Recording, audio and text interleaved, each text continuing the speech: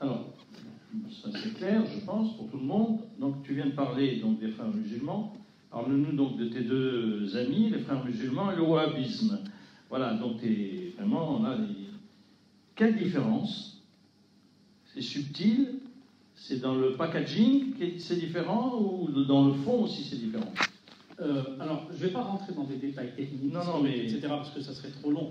En fait, chaque élément, chaque mot est un sujet de thèse en soi. C'est pour ça que je vais être, évidemment, pour les connaisseurs de ces sujets, ils me pardonneront, je suis en train de survoler, évidemment, ces concepts, en essayant de donner, évidemment, un maximum de détails.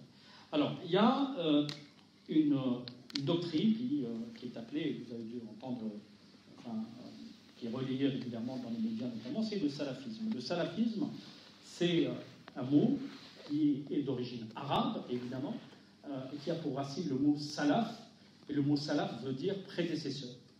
Et plus précisément dans la doctrine islamiste, cela veut dire les pieux prédécesseurs. Alors les prédécesseurs, ce sont de leur point de vue en tout cas, les premiers compagnons du prophète Mahomet et la génération qui est venue juste après, c'est-à-dire la toute première époque, les premiers siècles de l'islam, durant lesquels a été forgé le corpus qui, en tout cas, lui, a été fixé véritablement 2 siècles quasiment après la mort du prophète, en l'occurrence au Xe siècle. Et à partir du XIXe siècle, il y a un courant enfin 18e, 19e siècle, il y a un courant qui a commencé à se propager, se diffuser dans le monde, la sphère arabo-musulmane, et qui disait qu'il fallait revenir à une pratique ancestrale, donc moyenâgeuse, évidemment de l'islam, et expurger l'islam de tous les éléments de modernité. Ce que les wahhabites, c'est-à-dire les ancêtres des saoudiens d'aujourd'hui, appelaient en arabe la bid'a, c'est-à-dire des innovations blâmables. Tout ce qui était en relation avec la modernité, même de leur époque ou celle d'aujourd'hui, c'est quelque chose qui est resté à travers le temps, devait être éliminé parce qu'il fallait obéir à une sorte d'islam purifié, entre guillemets, de toute influence de la modernité. Et les wahhabites sont évidemment les descendants de Mohammed ibn Abdel Wahhab, l'un des cofondateurs de l'actuelle monarchie saoudienne et du royaume d'Arabie saoudite. Et c'est évidemment l'une des composantes du salafisme. La deuxième composante du salafisme, ce sont les frères musulmans. Les frères musulmans qui sont nés au début du siècle dernier, au début du XXe siècle, donc en 1928, sont nés d'une résultante de ce qui s'est passé entre le XVIIIe et le XXe siècle, de toutes ces influences et de tous ces théoriciens d'un islam soi-disant purifié, où eux ont dit qu'ils allaient, en tout cas ils prétendaient qu'ils allaient réformer le salafisme et l'amener à s'adapter à la modernité. Alors après, on peut en reparler parce que ça peut paraître comme étant une démarche intellectuellement louable, mais en vérité, il n'en était rien. Leur objectif consistait à rendre digeste quelque chose qui venait du Moyen-Âge, c'est-à-dire ils ont ramené un dogme moyenâgeux. C'était comment construire autour de ce dogme une série d'artifices et de cosmétiques pour le rendre acceptable. Et c'est comme ça qu'est née l'idéologie des frères musulmans. Pour résumer, schématiser, pardonnez-moi, même quelque peu caricaturer, je pense qu'ils ont compris avant tout le monde que des éléments visuels, c'est-à-dire des codes, par exemple vestimentaires, qui sont à contresens de leur époque, de la modernité, pouvaient faire peur, notamment à un public occidental aujourd'hui, évidemment. Quand on voit un homme en djellaba avec une barbe hirsute, les cheveux en l'air, etc., on n'est pas rassuré. Disons que le commun des mortels n'est pas rassuré. Et surtout quand il y a effectivement une actualité anxiogène.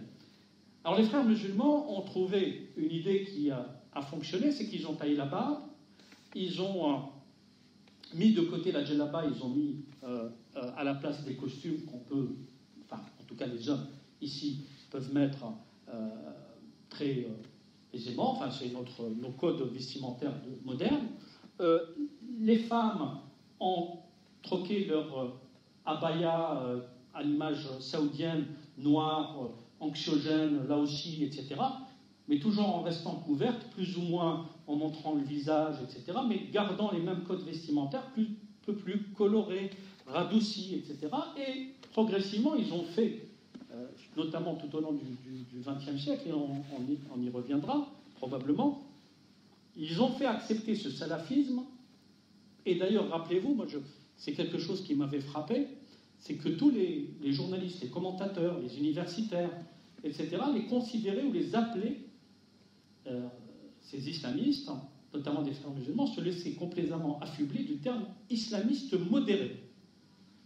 Et le terme modération a été rajouté presque d'autorité un peu par tout le monde et accepté par le seul fait que ces personnes-là s'appropriaient des attributs de la modernité qui étaient beaucoup plus digestes aux yeux de la communauté nationale. Et par conséquent, ils sont arrivés à se faire passer pour des gens respectables et acceptables par l'apparence. Donc, ce qui est important à retenir, c'est que le salafisme contient deux branches principales. On ne va pas rentrer dans les sous-branches du sous-continent indien, notamment au Pakistan, etc. Si ça vous intéresse, je répondrai à la question. Mais deux branches principales. Le salafisme wahhabite incarné par l'Arabie saoudite et certaines pétromonarchies du Golfe, notamment le Koweït, et la confrérie des frères musulmans, qui est une deuxième pensée, sœurs, rivales, plus ou moins alliées selon les époques, plus ou moins adversaires, actuellement ils ne sont pas très amis, mais en tout cas qui se sont utilisés mutuellement pour faire avancer leurs pions et rendre leur pensée comme un référentiel islamique. Et on y est aujourd'hui. C'est-à-dire que je pense que pour la majorité d'entre vous, vous croyez que le voile, par exemple, est un référentiel ou un normatif islamique, que c'est préconisé par l'islam. En réalité, quand on voit dans les questions théologiques, on se rend compte que c'est davantage préconisé par ces deux écoles salafistes, qu'elles soient celles du wahhabisme saoudien, avec ses spécificités, ou celles des frères musulmans avec ses spécificités.